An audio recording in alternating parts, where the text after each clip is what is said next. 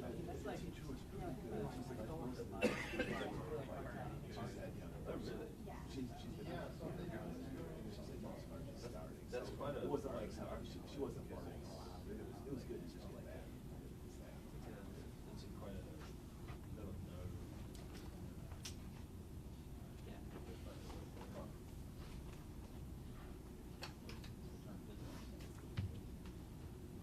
Project.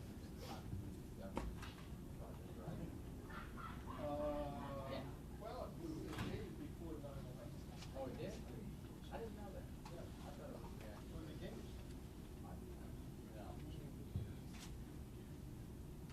Pretty sure. Oh, yeah. Some project I didn't go on. Yeah, project that big would have had that with a 10-year project.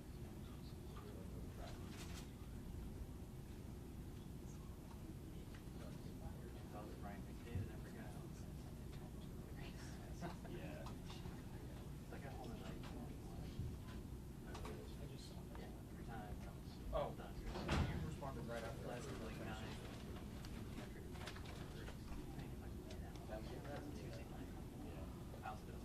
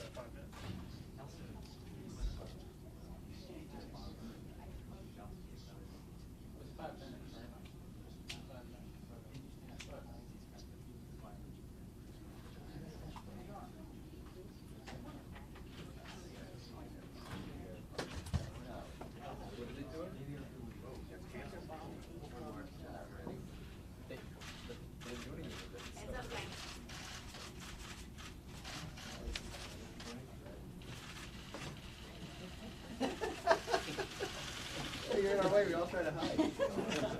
What is this button for, by the way? Does anybody know? know what It's that just one is. off. Turn it Should I on, turn you this find on? out. Yeah, I know. What is it? Somebody. No, that's new. I don't even Yeah. remember. Have you guys seen this thing?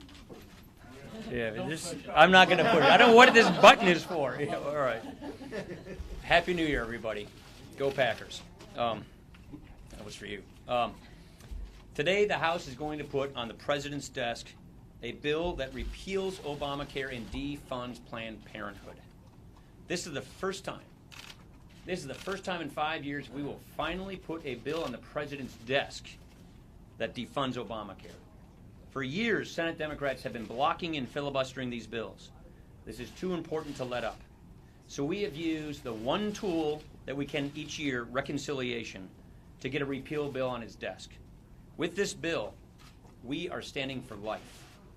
We are confronting the President with the hard, honest truth. Obamacare doesn't work. Higher premiums and fewer choices and restricted access, these are not signs of success. Obamacare is not successful. They are signs of failure. And the American people deserve better. The people deserve a truly patient-centered healthcare system. And ultimately, this is going to require a Republican president. That's why our top priority in 2016 is going to be offering the country a clear choice with a bold pro-growth agenda. We know the president wants to fill this year with distractions. He wants to talk about anything but his failures. We're not going to let him take us off course. Too much is at stake. If we're ever going to get our country back on track, we need to make this year about ideas, not about Obama's distractions. And that is exactly what we're going to do. Happy New Year and welcome back. I want to emphasize what the Speaker talked about. What the Speaker said is many times it's been blocked by the Democrats. Even though the Democrats tried to block, they still had to hear from their constituents of the broken promises that the President made. If you liked your health care, you could keep it. So your premiums would go down when they went up. They also, the Democrats, they sat there and tried to block it, but they joined us bipartisan when we wanted to delay the medical device tax, or when they wanted to delay the Cadillac. So one thing you've found is they know as well Obamacare does not work. So yes, today is a different day.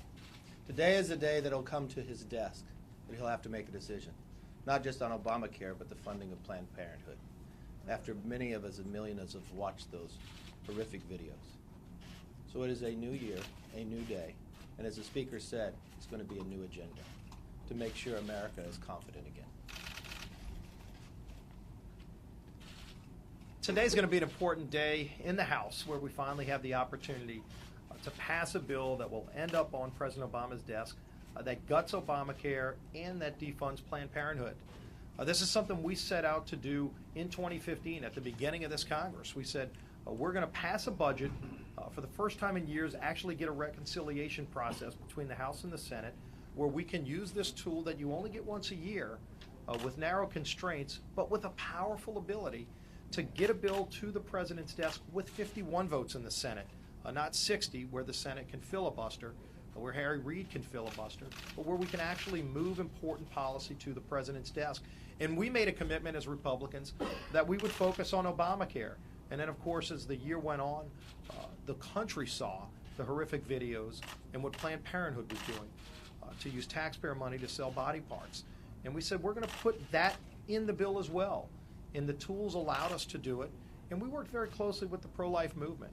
This is an important victory for the pro-life movement, as well as for conservatives all across the country who want to see the President confronted with a bill that not only guts Obamacare, makes him confront the problems that Americans are facing all around the country with his failed law, but also the ability then to defund Planned Parenthood as well, and have record votes in the House and Senate, but also have a bill on the President's desk that he has to decide whether he's going to sign or veto.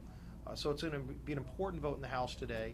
It's going to be an important decision for the President to confront, where he can't change the subject, talk about other issues like he tries to do with gun control and other things.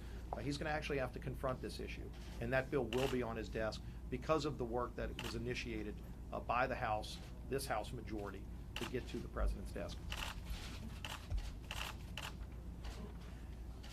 Good morning, everyone. It was great to be home over Christmas, spending time with the family and also with the people of Eastern Washington. And as I return, I am reminded, once again, why we are here. And it's to empower the people that we have the honor of representing, giving them more freedom, more opportunity. And in 2016 is our opportunity as Republicans to lay out the choice for the American people. And it's really a choice between two different futures. One is a future that is driven by the status quo, by top-down policies. The other is one that is driven by bold ideas, that is going to empower people, open up America for new futures, and it's solutions that are driven from the bottom up. Next week at our Republican retreat, it's really our opportunity to go to work on this. And we're going to be working on an agenda for the people, produced by the people's representatives. So whether you're a student who's struggling in school, a business owner who's trying to figure out how to expand, a veteran in need of care, you should be trusted to make your own decisions, and you should have the freedom to pursue your own dreams. That's the kind of agenda that we will be building for 2016.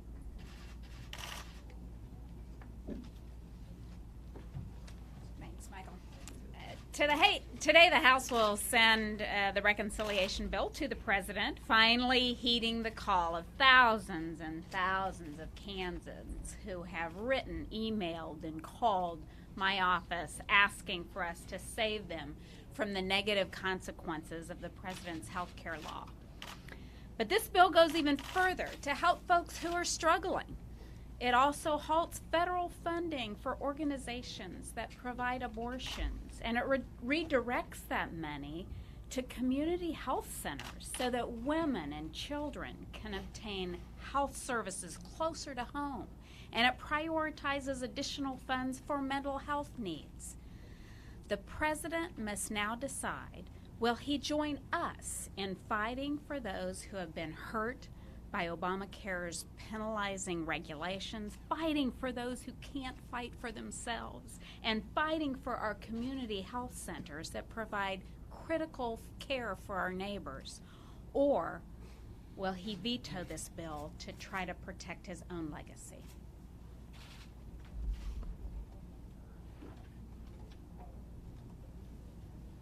Good morning. I'm Bruce Westerman. I'm a freshman member from Arkansas, and I serve on the Budget Committee. I'd like to thank Speaker Ryan not only for his leadership as Speaker, but for the hard work he put in as Chairman of the Budget Committee in the past, and also to Chairman Price for his leadership on the Budget Committee and the Budget Committee staff. Today is an exciting day when we're going to get to see the process of reconciliation work, where we will put a bill on the President's desk and give him the choice to support the American people or to reject the will of Congress and the will of the American people. There's a lot of good things in this bill that have already been talked about. One thing I would like to highlight is this bill does repeal Medicaid expansion. This is one of the most egregious parts of Obamacare. If you look at traditional Medicaid, it's for the aged, blind, and the disabled. Medicaid expansion is for able-bodied working-age adults. We pay 57% of the cost to states for traditional Medicaid for the aged, blind, and disabled, yet we're paying 90% to 100% of the cost for Medicaid expansion. Today's a good day. I'm excited to be a part of Congress and a part of the Republican conference. Questions? Last night, claims from North Korea about testing a hydrogen bomb. Some talk from Senator Cotton, your colleague in the Senate, about increased sanctions. What do you think the United States response should be? And do you see parallels between North Korea doing this and the deal cut with Iran, that perhaps they feel it's acceptable to do this type of thing after the U.S. had a deal? That's a good question. We don't know the facts yet. This looks like a provocation. I think this means we have to have a well-honed response with our allies on this rogue regime. So I think it's a little early to say exactly what the response ought to be until we get all of the facts at hand. But it does clearly look like this is what took place. Mr. Speaker, one of the complaints from Democrats is that you're putting forward this repeal bill before you put forward the alternative that you promised. Why do that? Why not just put up an alternative? Just wait. On Hannity last night was that you were asked about your agenda for this year, the tax reform and the healthcare replacement that you want to do. And he said, oh, so it's going to be like Contract with America, which makes it sound more like it's going to be a glossy pamphlet rather than actual bills.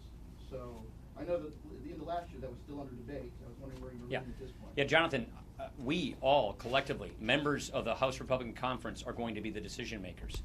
We are just beginning this decision-making process.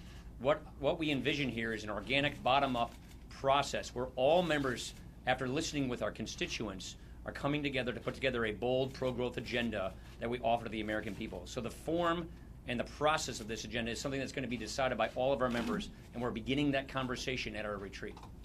That process votes on specific bills. I guess go back to my last answer. Nothing's been decided yet. Yesterday, after the president's got announcement, the Senate nominated to survive a challenge to the boards. Will House Republicans sue to overturn? We're looking at all of our options. Look, first of all, if you are buying and selling guns, you have to have an FFL, whether or not you do so at a gun show or anywhere else. There isn't a loophole. This is a distraction. The president clearly does not respect the Second Amendment rights for law-abiding Americans. I think it'd be nice if he would actually focus on defeating ISIS, on calling radical Islamic terrorism what it actually is, instead of talking about how we can intimidate and frustrate the Second Amendment rights of law-abiding citizens. We will look at all of our options, but we will not take this distraction for more than it is, a distraction. Last question. Can we hear your general thoughts on the situation involving the armed protesters who are occupying a federal facility in Oregon? This is why I asked Greg Walden to participate in this press conference. Let me. It's his district, so let me. I think I'll use this button. Yeah. It is in my district, Harney County, Oregon. I was just on the phone with the county judge. I was on the phone with ranchers from the area till well after midnight last night. A couple of things. First of all, Americans have the right to protest. It should not take this form. And it is time for those who are there to depart. They've made their case. But it also brings up, I think, the issues that we deal with in the West. Harney County is larger than Maryland. There's 7,000 people. It is 72% federal land. In 2012, there was a fire of a couple 100,000 acres. The Hammonds set a backfire. They probably didn't go about it properly. It burned 139 acres. They put it out. They're now serving 5 years mandatory minimum of a sentence that the federal judge who sentenced them said would be unconscionable to levy. We need to change the federal law under which they were sentenced. We need to call on President Obama to not continue to declare monuments like he's threatening in the nearby county for 2.5 million acres. And they need to make sure that this unjust punishment on the Hammonds does not extend to the grandmother, Susie Hammond, and her ranch, and renew the grazing permits, as opposed to destroy her way of life while her husband and son are in prison. These issues are real. We have tried in the West to convey them to our colleagues, but unless you've been out there and understand, it's hard to do. And these are the ranchers in this county I know well. I've known the Hammonds for 17, 18 years. These are people who care about America, who send their sons and daughters to fight our wars and die in higher proportion than the urban areas. These people just want to take care of the environment. They really do. And it is the government that all too often ignores the law, as it has in this county repeatedly, and I can document that. And somehow we have to find a peaceful resolution here. And the takeaway has to be that there's a problem in the West, across the whole Great Basin, that has to be dealt with responsibly. But an armed takeover is not the way to go about it. That's it. Well said.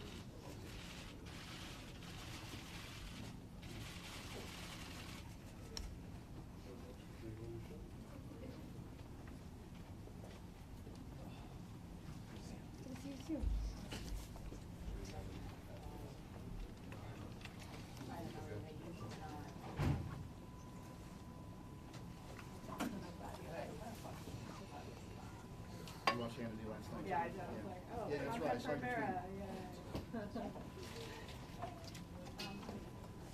yeah.